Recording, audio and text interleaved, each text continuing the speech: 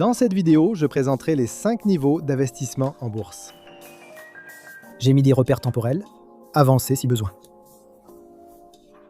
Une action est juste une petite part d'une entreprise, comme une miette d'une grande tarte. Si vous avez une miette, vous détenez une part de l'entreprise.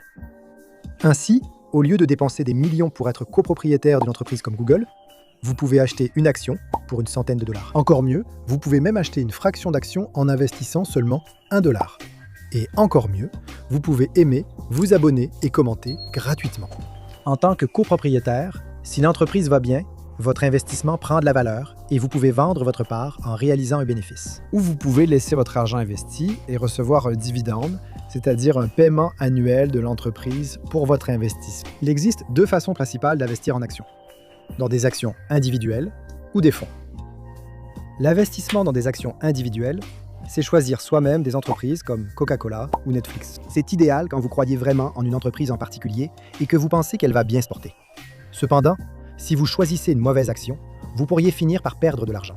Investir dans plusieurs actions individuelles réduit une partie de ce risque. Donc, au lieu de mettre tout votre argent dans Apple, vous en mettez une partie dans Microsoft, Tesla, Google, Amazon, etc. Si l'une de ces entreprises fait faillite, vous conservez le reste de votre investissement. Si l'une cartonne, vous pouvez obtenir un gros bénéfice. Les ETF et fonds indiciels appliquent ce principe à grande échelle.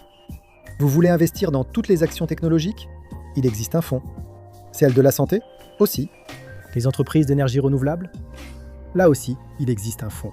Vous pouvez même investir dans un fonds qui suit l'ensemble du marché boursier, comme VTI, ce qui revient littéralement à investir dans chaque action cotée en bourse. Vous investissez $100 répartis équitablement sur des milliers d'actions. Ces investissements peuvent rapporter en moyenne entre 8 et 12% par an. Donc, non seulement cette méthode est beaucoup moins risquée que de choisir des actions individuelles et d'essayer d'en trouver une qui performe vraiment bien, mais elle offre aussi un rendement assez solide. Une façon de gagner plus, c'est d'utiliser l'argent des autres, comme avec le trading sur marge. Le trading sur marge consiste essentiellement à utiliser un prêt pour investir plus d'argent que ce que vous possédez sur le marché boursier. Mais vous ne pouvez emprunter qu'à hauteur du montant que vous avez investi. Supposons qu'il existe une action XYZ en laquelle tu crois vraiment. Tu as $1000 de ton propre argent et tu as $1000 sur marge. Ce qui signifie que ton investissement total dans XYZ est de $2000. Désormais, quels que soient tes rendements, ils seront quasiment doublés.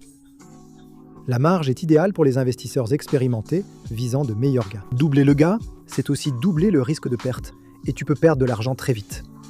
Cela m'amène à une autre manière efficace de perdre rapidement, les options. Tu as peut-être déjà entendu parler du trading d'options, tu as peut-être même fait des recherches dessus, regardé quelques vidéos, et tu ne sais probablement toujours pas ce que c'est.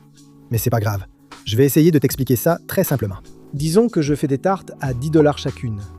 Si elles sont bonnes et délicieuses, le prix va augmenter. Si elles sont mauvaises, le prix baissera. Tu hésites à acheter ces tartes, mais veux garder la possibilité de les prendre si elles sont bonnes. Au lieu de me payer $10 maintenant, tu me donnes 25 centimes pour avoir la possibilité de les acheter si elles sont bonnes. Si elles donnent la diarrhée, tu n'es pas obligé de les acheter. Mes tartes se vendent très bien, donc j'augmente le prix à $20 chacune. Puisque tu m'as payé 25 centimes au départ, tu as la possibilité d'acheter ces tartes à $10. Maintenant, avec de vraies options, tu les achètes par incrément de 100 contrats. Ce qui signifie que dans ce premier exemple, si le prix de mes tartes montait à $20, tu aurais la possibilité d'acheter 100 tartes à $10. Tu pourrais les revendre à $20 chacune, réalisant ainsi $1000 de bénéfices. Si elles sont immangeables et que je les vends $2 car elles valent peu, tu n'es pas obligé d'acheter. Les options servent donc juste à utiliser l'effet de levier sur les actions. En gros, tu peux contrôler 100 actions pour une fraction du prix. Mais fais attention, parce que tu peux perdre de l'argent très rapidement. Presque aussi vite qu'avec le day trading. Le day trading consiste à acheter ou vendre des actions ou options dans la même journée. Pour le pratiquer, il faut un compte sur marge avec un minimum de fonds. Cela empêche les gens ordinaires de tout perdre en quelques heures. La bourse est en général un investissement sûr, mais seulement sur le long terme. Le marché fluctue très vite. En multipliant les transactions sur une journée, une semaine ou un mois, tu risques d'importantes pertes. Petit avertissement, le marché s'est toujours remis de fortes baisses, mais cela ne garantit rien, Je ne suis pas expert financier et ceci n'est pas un conseil en investissement. Fais attention à ton argent.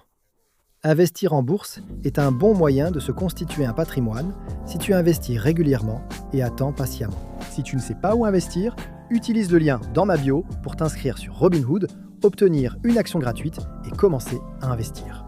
Dans mes prochaines vidéos, je parlerai de stratégies boursières pour augmenter tes gains et limiter les risques. Investis en actions et gagne de l'argent. À la prochaine vidéo.